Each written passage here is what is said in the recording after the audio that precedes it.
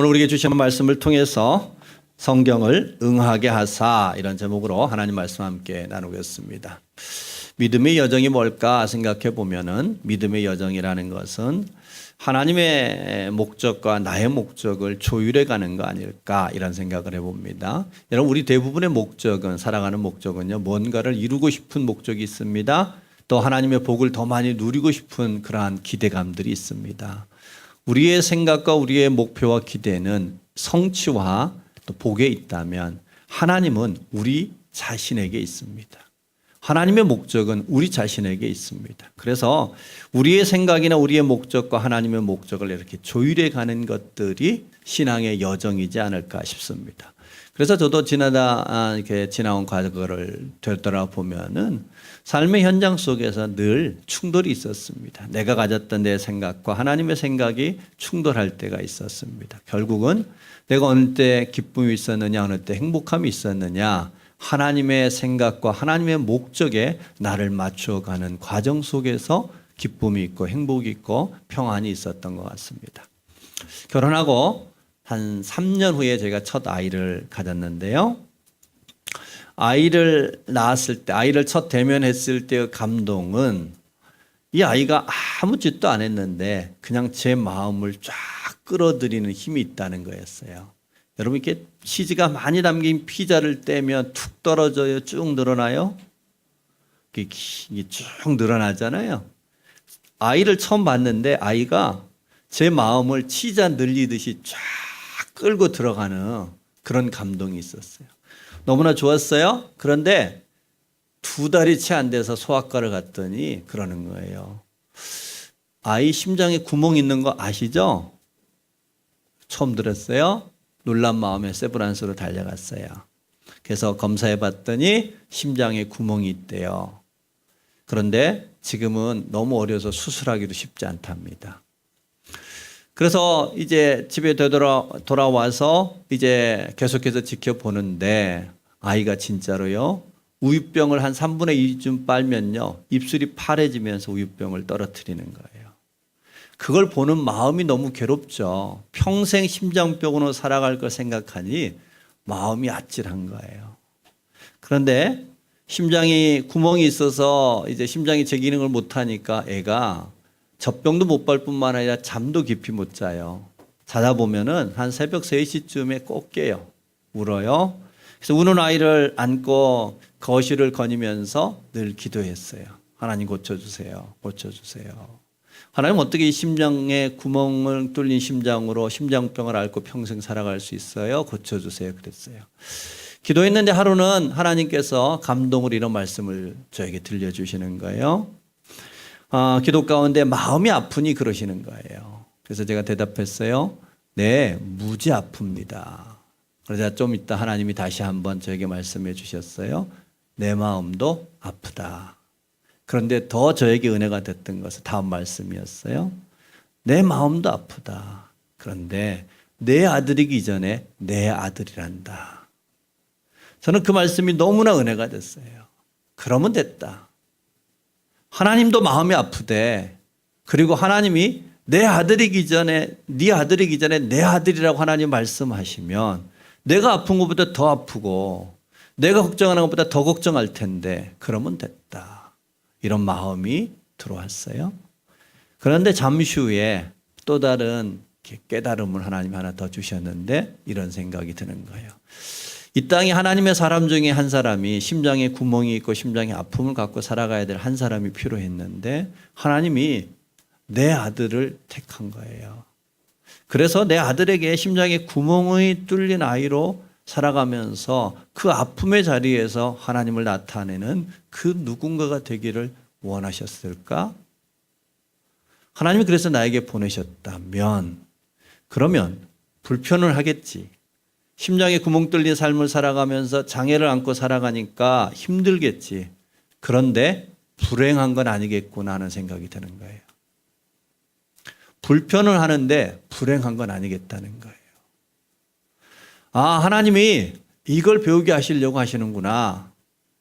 우리가 인생을 살아가다 보면은 장애가 있거나 가난이 있거나 뭔가 눌림이 있거나 불편이 있어서 우리는 그것을 불행이라고 생각하는데, 아니요.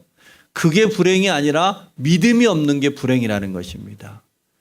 여러분, 우리의 삶에 살아가다 보면은 염려가 있습니다. 근데 그 염려가요, 믿음을 만나면 평안이 됩니다. 할렐루야. 우리 안에 눌림과 질병이 있을 수 있어요. 고통이 있을 수 있는데 믿음을 만나면 자유케 되는 역사가 일어나더라 하는 것입니다. 그러기에 진짜 불행은 눌림이나 가난이나 질병이나 장애가 아니라 믿음이 없는 게 불행이구나. 하나님이 그걸 깨닫게 해주셨어요. 그리고 보니까 염려가 없는데, 장애가 없는데도, 걱정할 게 없는데도 불구하고 믿음이 없으면 불행할 수 있다는 것이 보이더라고요. 여러분, 우리의 삶에 그럴 때 많아요. 믿음이 없어서 우리의 삶이 흔들릴 때가 많다고요. 그래서 믿음으로 삶을 읽어가게 만드는 일들이 너무나 중요합니다. 제가 저희 아이 심장에 구멍 났던 그 아픔의 과정을 통해서 믿음이 행복하게 만드는 거야 배웠어요. 하나님이 그걸 배우게 하기 위함이었는지 그렇게 깨닫고 나서부터 하나님이 아이를 만지시기 시작해서 조금씩 고치기 시작했어요. 그래서 수술하지 않았는데 그 심장병이 다 고침받았어요. 8살 때 완치 판단을 받았어요. 그래서 여기 잘 걸어 다니죠? 그놈 잘 걸어 다녀요? 네, 하나님이 고쳐주셨어요. 이와 같이 우리의 삶에 있어서 믿음으로 읽을 줄 아는 지혜가 필요하겠구나. 여러분, 오늘 말씀도요, 철저히 믿음으로 읽어야 될 말씀 중에 하나인 것 같습니다. 우리가 그냥 보잖아요? 그러면 예수님이 십자가상에서 목마르다, 고통의 외침을 외치시다가 돌아가신 이야기로밖에 보이지 않아요. 그런데요, 오늘 말씀을 믿음으로 읽잖아요. 그 안에 놀라운 비밀이 있습니다. 사랑이 있습니다. 은혜가 있습니다. 그러게 오늘 말씀 우리가 믿음으로 읽었으면 좋겠다. 믿음으로 읽게 만드는 중요한 한 말씀이 있습니다. 오늘 설교 제목처럼 성경을 응하게 하려 하사. 오늘 예수님께서는 그냥 십자가에 목말라서 목마르다를 외치지 않았고 뭔가를 다 이룬 자기 만족에 의해서 다 이루었다고 외친 게 아니라 성경을 응하게 하기 위하여서 마지막까지 외치셨더라, 이런 이야기입니다. 그러기에 오늘 주님께서 십자가에서 외쳤던 다 이루었다, 내가 목이 마르다, 이 두 말씀을 우리가 믿음으로 읽을 수 있기를 소망합니다. 우리 지난주에 동일하게 두 개의 말씀을 살핀 적이 있습니다. 아들입니다. 내 어머니니라. 오늘 동일하게 오늘 이 두 말씀 또 우리가 믿음으로 한번 읽고 그 믿음 속, 이 외침 속에 담겨져 있는 귀한 교훈이 뭔지를, 진리가 뭔지를 우리가 함께 깨닫는 그런 시간이 되셨으면 좋겠습니다. 첫 번째는 왜 목마르다 말씀하셨을까 하는 것입니다. 인생도요, 다양한 목마름이 있습니다. 그런데 그 사람이 무엇을 목말라 하느냐를 살펴보면은 그가 누구인지를 알 수 있게 되고요. 그 삶이 결과가 어떻게 나타날지를 알 수 있게 됩니다. 예를 들어서 어떤 사람이 날마다 술에 목말라 한다. 그러면 그 사람은 어떤 사람이에요? 알코올 중독자이겠죠. 그 사람은 반드시 알코올로 아마 그 인생이 피폐케 되어질 것을 어렵지 않게 가늠할 수 있죠. 예상할 수 있습니다. 어떤 사람이 사랑에 목말라 해요. 아버지가 재벌인데 그 딸은 그 아버지의 유산을 거부하고 자기가 사랑하는 사람하고 결혼하려고 자기에 주어진 유산을 다 거부했어요. 비록 그가 그 사랑의 목마름 때문에 자기에게 부유함을 포기했지만 그 사람은 아마 좀 더 가난하고 좀 더 불편할지 몰라도 자기 사랑하는 사람과 사랑의 가정을 이루어갈 것을 우리가 기대할 수 있지 않겠어요? 이처럼 우리 안에 사랑에 목말라 하는 사람도 있습니다. 그런가 하면요, 민주주의와 자유에 목말라 했던 사람들도 있습니다. 우리가 잘 아는 영화 1987에 나오는 사람들처럼 이 나라와 이 민족의 자유와 민주주의를 위하여서 자기의 청춘을 바쳤던 분들이 있습니다. 그들 덕분에 우리는 오늘날처럼 민주주의와 자유를 누릴 수 있는 그러한 자유의 꽃이 피어진 거 아닐까요? 우리의 삶을 보면 다양한 목마름이 있고요. 그 목마름이 그가 누구인지를 알게 하고 그리고 그 끝이 어떻게 될지를 가늠하게 만들어 주는 것처럼 예수님도 목마르다고 말씀하셨습니다. 예수님은 무엇을 위한 목마름이었을까? 이런 얘기입니다. 오늘 말씀 우리 다시 한번 읽겠습니다. 28절인데요. 그 후에 예수께서 모든 일이 이미 이루어진 줄 아시고 성경을 응하게 하려 하사 이르시되 내가 목마르다 하시니. 여러분 근사한 말도 많을 것 같아요. 그런데 예수님은 마지막에 십자가에서 목마르다 외치셨습니다. 1차적으로는 진짜 목마르셨을 거예요. 왜냐하면은 여러분 우리가 극한 고통을 당하면 목마름이 있지 않아요?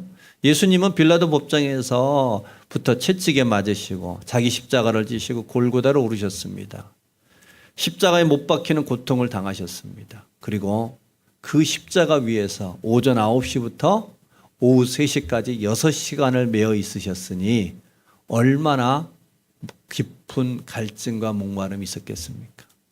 1차적으로 예수님은 그러한 목마름에 대한 표현이기도 합니다. 그런데 우리가 거기에 멈추지 않은 이유는 오늘 설교 제목처럼 성경을 응하게 하려 하사.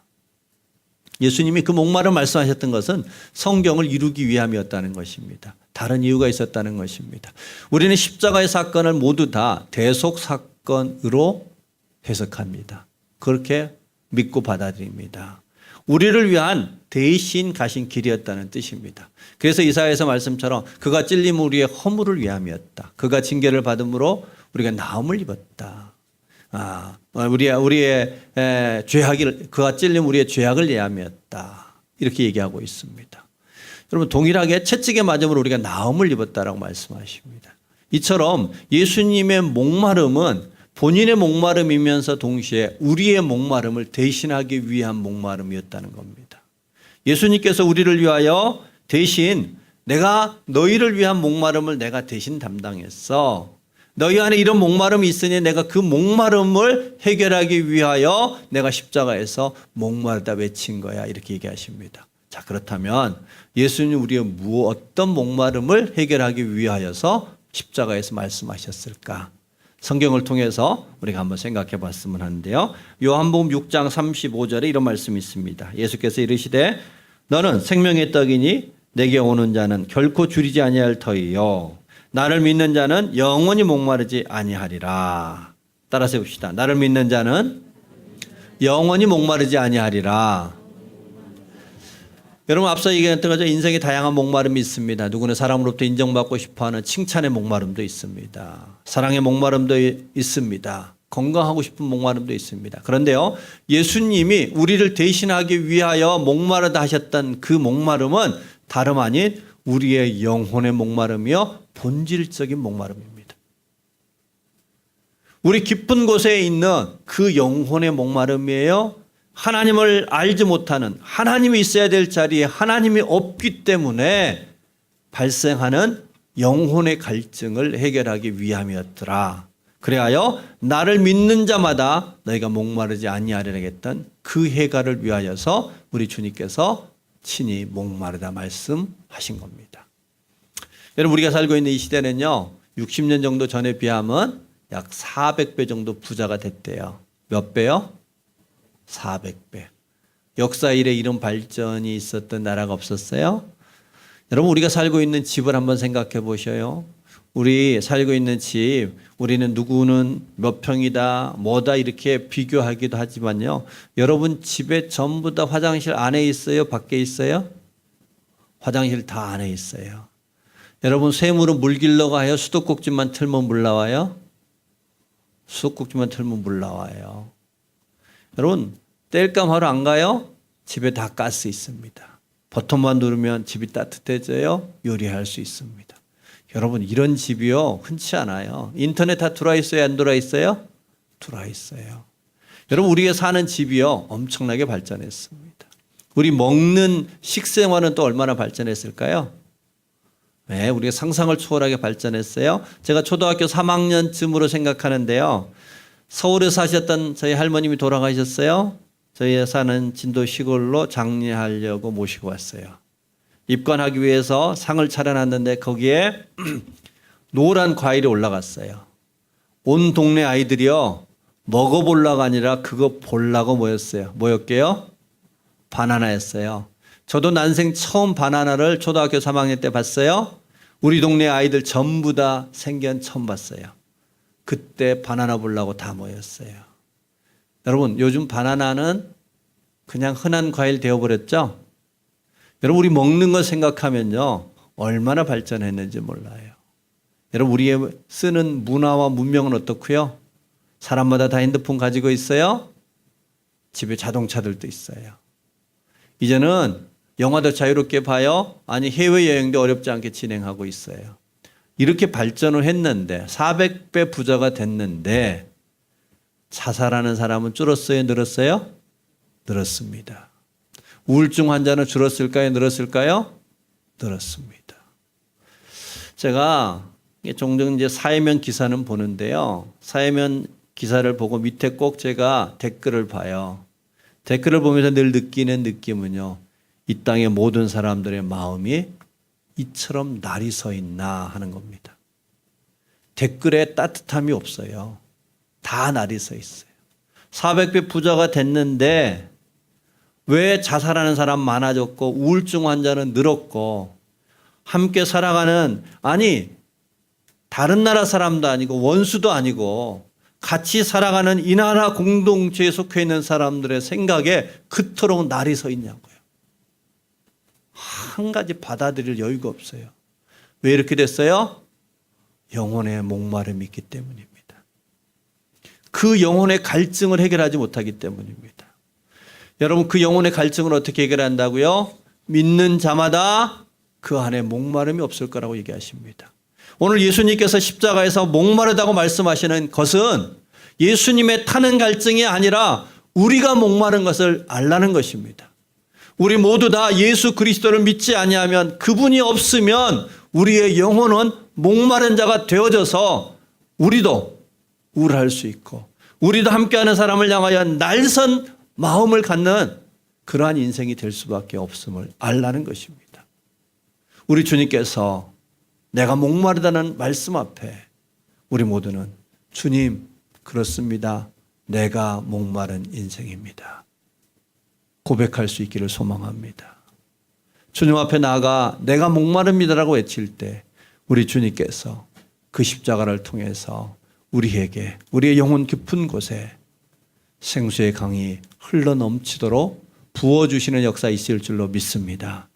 그리하여 우리 주님이 내 안에 들어오시면 우리의 영혼의 갈증 해결되어지면 우리는 비록 그보다 더 없어도 부족해도 우리 안에 살 소망이 있고 또 우리 안에 기쁨이 있고 다른 사람을 향하여 넉넉하게 받아줄 수 있는 우리의 심령이 새롭게 되는 귀한 은혜 있을 줄로 믿습니다. 우리 모두 다 주님 앞에 주님 내가 목마릅니다라고 외칠 수 있는 저와 여러분 되기를 소망합니다. 성경에 또 한 이런 말씀이 있습니다. 아모스 8장 11절에 주 여호와의 말씀이니라 보라 날이 이를지라 내가 기근을 땅에 보내리니 양식이 없어 주림이 아니며 물이 없어 가람이 아니요 오직 여호와의 말씀을 듣지 못한 기갈이라. 하나님의 말씀을 듣지 못한 목마름이라는 것입니다. 여러분 해외에서 사시는 분들 중에 특별히 한국 사람이 아무도 없는 오지에 사는 분들에게 종종 그런 얘기 들어요. 한국 사람 만나서 원 없이 한국말 해보고 싶다. 그런 얘기 듣죠.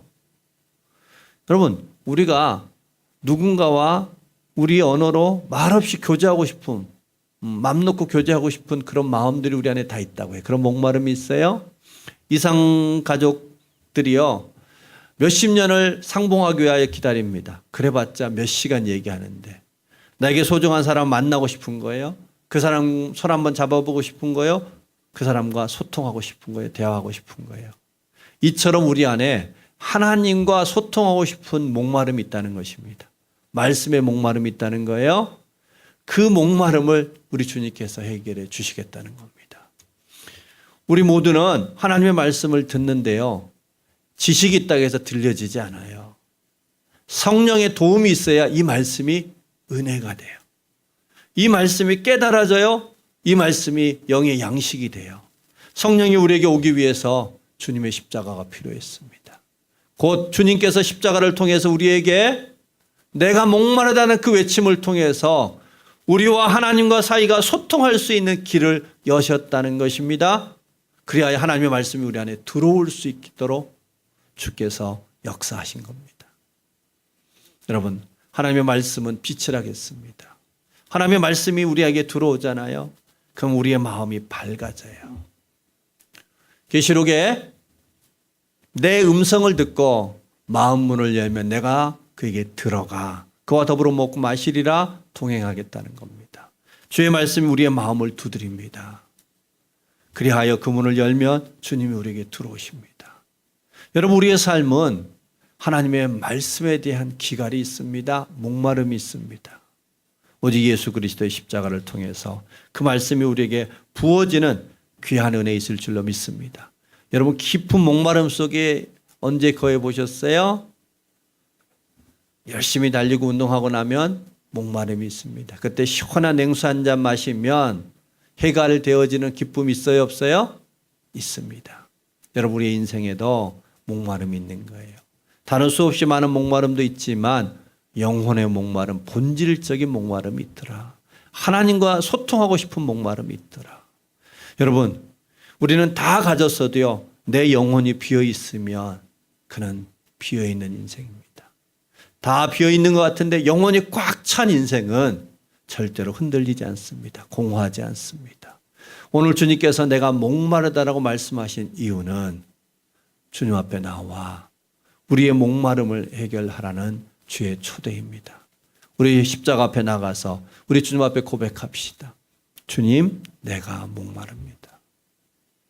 사람들에게는 다 말할 수 없지만 누구보다 내가 목마른 인생입니다를 고백하면서 우리 주님께서 십자가를 통해서 우리에게 부어주시는 그 본질적인 해갈, 하나님과 소통하며 하나님의 손을 잡고 하나님과 동행하는 그 복됨의 해갈을 경험하는 저와 여러분이 되시기를 주의 이름으로 축복합니다.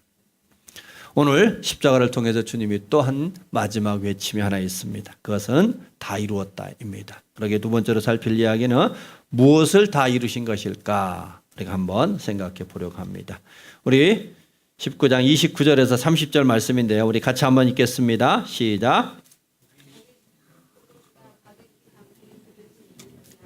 사람들이 신포도주를 적신 우슬초에 매어 예수의 입에 대니 예수께서 신포도주를 받으신 후에 이르시되 다 이루었다 하시고 머리를 숙이니 영혼이 떠나가니라. 아멘. 자, 여러분, 목마를 때 식초를 마시면 해결이 돼야 안 돼요? 안 되죠. 더 타는 듯한 목마름이 있어요. 근데 예수님은 지금 목마르다고 말씀하신 후에 사람들이 신포도주, 식초 같은 것을 찍어서 예수님 입에 댔더니 그것을 입에 대셨다는 것입니다. 여러분, 그리고 그렇게 되신 이후에 주님이 마지막에 외쳤던 것이 다 이루었다. 이렇게 얘기하십니다. 여러분, 예수님이 뭘 다 이루신 걸까요? 십자가상에서 마지막 그 목마름 속에서 타는 듯한 목마름 속에서 신포도주를 대신 것까지 행한 이후에 다 이루었다 말씀하신 것이 무엇일까 하는 겁니다.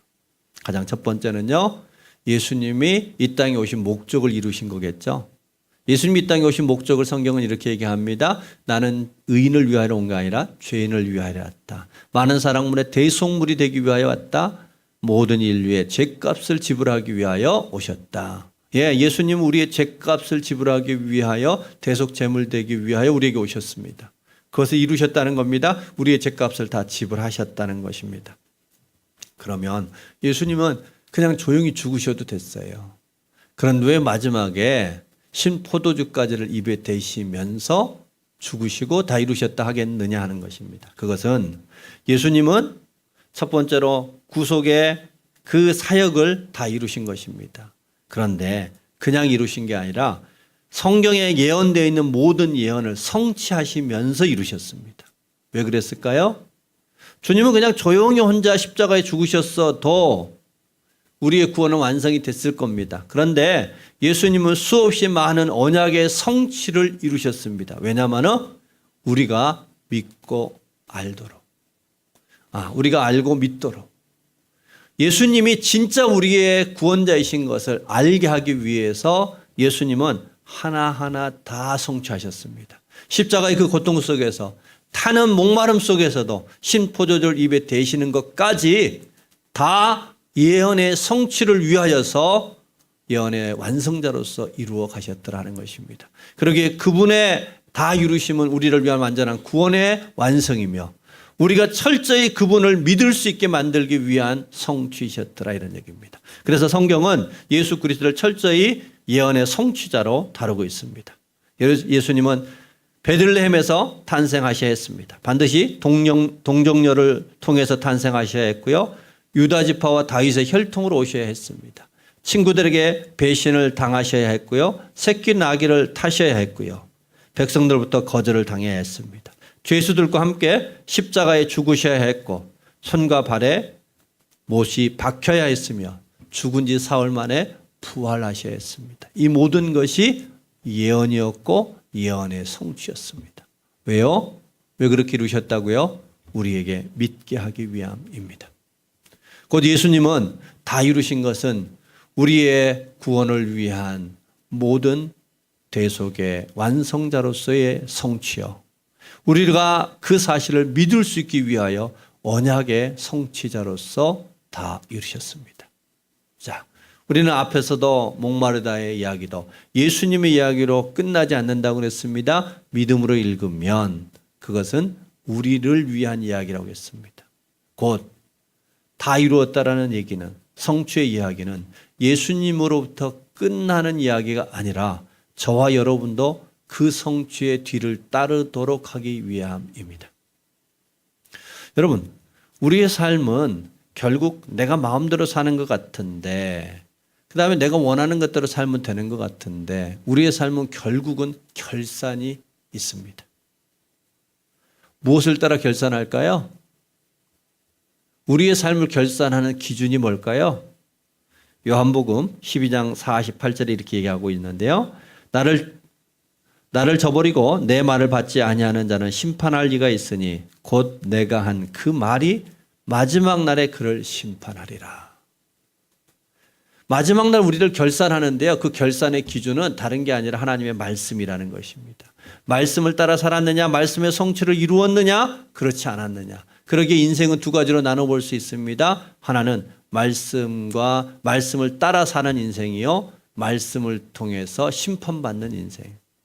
우리 인생에는 두 인생이 있는 거예요. 말씀을 따라 말씀을 성취하는 인생이 있고, 또한 인생은 말씀의 심판을 받는 인생이 있더라는 겁니다. 우리는 어느 길을 가야 되겠어요?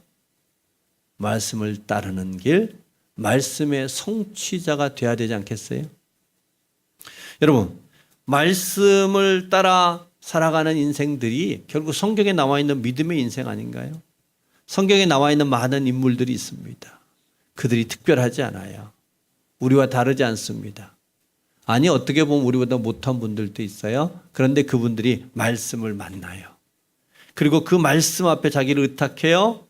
그래서 그 말씀이 자기를 통하여 성취되게 하는 거예요. 그랬더니 바뀐 거예요. 아브라함이 처음에 하나님의 말씀을 듣고 믿었어요. 그런데 그 믿음 오래가지 못했어요. 그래서 자기 여종을 통해서 자녀를 얻으려고 합니다. 부인을 여동생이라고 자기 혼자 살겠다고 2번씩이나 속입니다. 우리는 최소한 그 정도는 아니지 않아요?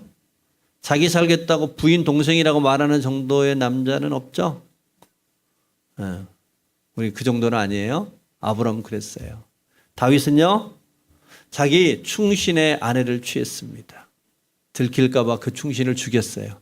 우리보다 못한 부끄러움의 인생입니다.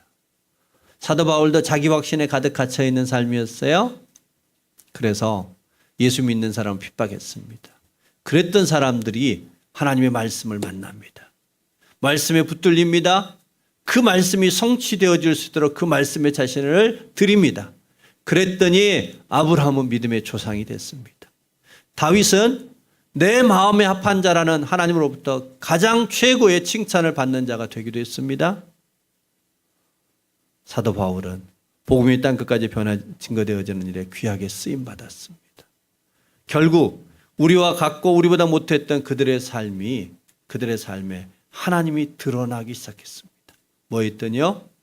말씀이 성취되어지도록 말씀 앞에 자신을 드렸더니 그 인생에 하나님이 드러나기 시작했다고요.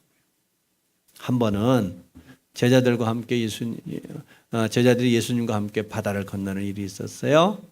풍랑이 크게 일게 됐습니다. 여러분, 제자들 중에 상당히 많이는 어부 출신이에요. 여러분, 바다 풍랑이 일면 누가 제일 잘 대처하죠? 어부가 대처해요. 어부였던 제자들이 열심히 대처하려고 했는데 안 됐어요. 그래서 결국 잠자는 예수님을 깨웠어요.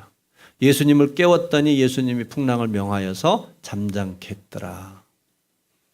우리의 인생도 교회도 풍랑이 일어요, 안 일어요? 일어요. 어떻게 해야 된다고요? 예수님을 깨웁시다. 우리 안에 돌아있는 예수 그리스도를 깨우라는 것입니다. 예수님을 깨우면 그분께서 역사하실 것입니다. 그분이 풍랑을 잠잠케 하실 것입니다. 그분이 우리의 막힘의 길을 여실 것이고, 그분이 우리 앞에 있는 원수를 대적하실 것이고, 우리의 부족함을 채울 것이고, 우리의 어둠을 빛으로 바꾸시는 역사를 행하실 것입니다. 뭐 하면요? 예수 그리스도를 깨우면. 어떻게 깨워요? 우리가 하나님의 말씀이 성취되어질 수 있도록 그 말씀에 우리 자신을 의탁할 때 예수 그리스도는 우리 안에서 일하십니다. 드러나십니다. 그분을 깨우는 역사가 우리의 인생 속에도 일어나게 될 거다 하는 것입니다. 여러분, 어둠 깊은 새벽에 여명이 열리기 시작합니다. 그리고 그 여명을 뚫고 태양이 동쪽에서 떠오릅니다. 여러분, 태양이 떠오르면 태양만 보이는 게 아니에요. 태양이 떠오르면 온 대지에 빛이 임하고 모든 것을 분별할 수 있도록 보게 됩니다. 어둠이 물러갑니다. 새벽에 추웠던 차가움이 따스함으로 바뀝니다. 태양이 떠오르면 태양만 보는 것 같은데 아니요. 모든 것이 보일 뿐만 아니라 모든 것이 바뀌어집니다. 우리의 인생도 마찬가지입니다. 우리 안에는 예수 그리스도를 깨우고 그분이 우리의 삶에 떠오르면 우리는 예수님만 보는 것 같은데 아니요. 예수님이 우리의 삶에 떠오르기 시작하면 우리의 삶의 분별이 이루어지는 역사가 있습니다. 무엇이 거짓인지, 무엇이 악한 것인지, 무엇이 사망인지, 무엇이 진리인지를 볼 수 있는 능력이 예수 그리스도가 떠오르면 우리의 삶에 나타나게 되더라 하는 것입니다. 예수 그리스도가 떠오르면 우리 안에 있는 두려움과 염려가 떠나는 역사가 있을 것입니다. 우리의 삶에 기쁨이 임하는 역사가 있을 것입니다. 우리가 주목해야 될 것은 내 삶에 예수 그리스도가 깨어났느냐는 겁니다. 함께 배를 타고 가나 잠자는 예수가 아니라 그 예수님을 깨웠느냐, 그 예수님께 나를 의탁했느냐, 무엇을 통해서요? 오늘 말씀이 내 안에 성취되게 하는 것을 통해서 가능합니다. 오늘 예수님께서는 십자가상에서 마지막 외침을 우리를 향하여 들려주고 있습니다. 우리는 이것을 믿음으로 읽자고 그랬습니다. 그냥 단순한 목마름이 아니라, 그냥 모든 것을 성취했던 본인의 완성의 외침이 아니라 우리를 위한 외침이었음을 믿음으로 읽자 했습니다. 누가 이 음성을 듣는다고요? 내가 목마른 것을 아는 사람, 내 영혼에 목마름이 있음을 아는 사람.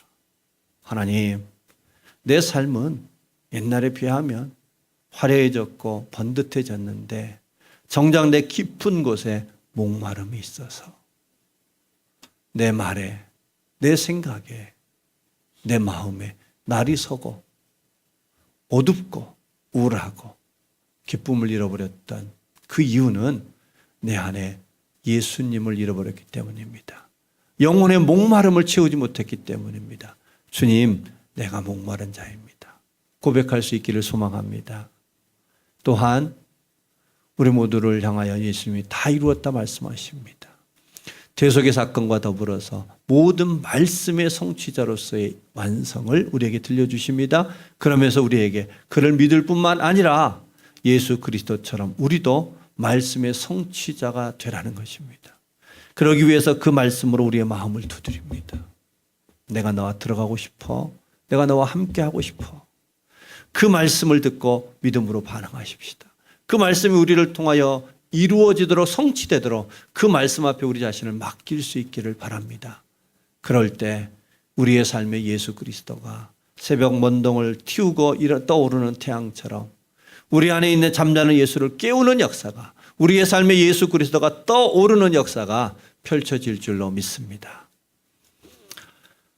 우리 교회 여러 상황이나 인생의 여러 상황 속에 그럴 때가 있죠. 어려울 때가 있습니다. 또 우리가 뜻하지 않는 일들을 맞을 때가 있습니다.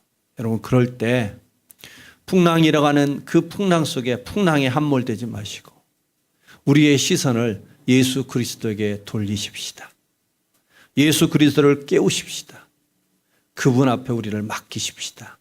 그러면 반드시 그분이 일하실 줄로 믿습니다. 저도 이렇게 예수 믿다 보니까 우리의 인생도 그렇고 교회도 그렇고요. 은혜가 많을 때나 아주 어려울 때 공통의 특징이 있는 것 같습니다. 은혜가 많을 때도 그렇고요. 어려움이 많이 왔을 때도요. 말이 많아져요. 뭐가 많아진다고요? 말이 많아져요. 그런데 은혜의 때와 어려울 때의 다름은 말하는 대상이 다른 거예요. 말의 내용이 다른 거예요. 말은 똑같이 많은 거예요. 그래서 여러분 부탁드리고 싶습니다. 여러분, 우리가 은혜 가운데 살아갈 때는요, 하나님을 향한 말이 많습니다. 은혜의 말이 많아요.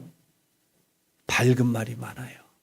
그런데 어려울 때의 특징은요, 어둠의 말이 많아져요. 비난의 말이 많아져요. 어떻게 어려움을 밝음으로 바꿔요? 어떻게 축복과 은혜로 바꿔요? 말의 대상을 바꾸는 거예요. 여러분, 우리의 삶의 여정에서 이런 때가 있어요. 교회도 그럴 때가 있고 인생도 그럴 때가 있다고요. 그럴 때 사람을 찾아 너무 많이 말하기보다 잠시 하나님을 향하여 말의 대상을 좀 바꾸시면 어떨까요?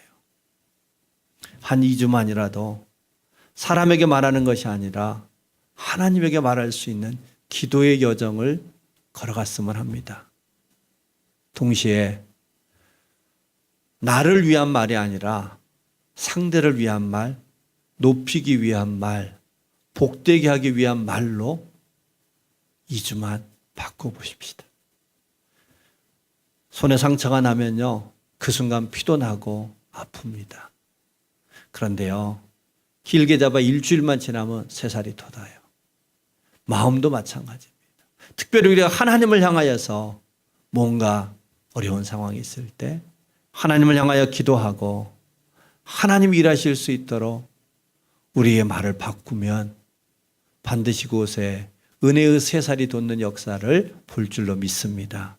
그래서 우리 모두 한 2주만 하나님 앞에 좀 더 다른 때보다 기도하려고, 그리고 나를 위한 말이 아니라 상대를 위한 말, 오해가 있다면 풀기 위한 말, 지치고 힘듦이 있다면 격려하기 위한 말, 그의 마음을 풀어주고 격려해주고 높여주는 말을 우리가 행할 수 있다면 반드시 오늘 우리에게 말씀해 주시는 것처럼 우리의 목마름을 위하여 다가오셨던 예수 그리스도, 우리가 믿는 자가 되기 위해서 마지막 십자가상에서 다 이루었다, 모든 것을 성취하시며 우리의 믿음을 북돋기 위하여 마지막 십자가의 시간까지를 들이셨던 그 예수님이 우리의 삶에 모든 목마름을 해결해 주실 것이고, 우리의 흔들리고 연약했던 우리의 마음을 다시 붙들어 주셔서 믿음의 길을 다시 걸을 수 있도록 용기 주시는 귀한 은혜의 역사 베풀어 주실 줄로 믿습니다. 그런 은혜를 입는 우리 모두가 되기를 주의 이름으로 축복합니다. 우리 잠자는 예수 그리스도를 깨우는 신앙이 되어졌으면 좋겠습니다. 우리의 삶에 여러 가지 분주함이 아니라 우리의 삶에 예수 그리스도가 떠오르게 만드는, 그리하면 다 분별이 됩니다. 예수 그리스도가 떠오르면 우리는 바른 길을 갈 수 있습니다. 바른 소리를 분별할 수 있게 되어질 줄로 믿습니다. 우리 모두 하나님 아버지 앞에서 잠자는 예수를 깨우겠노라고, 주님 내 안에서 일해달라고 간구할 수 있는 저와 여러분 되기를 소망합니다. 기도하십시다.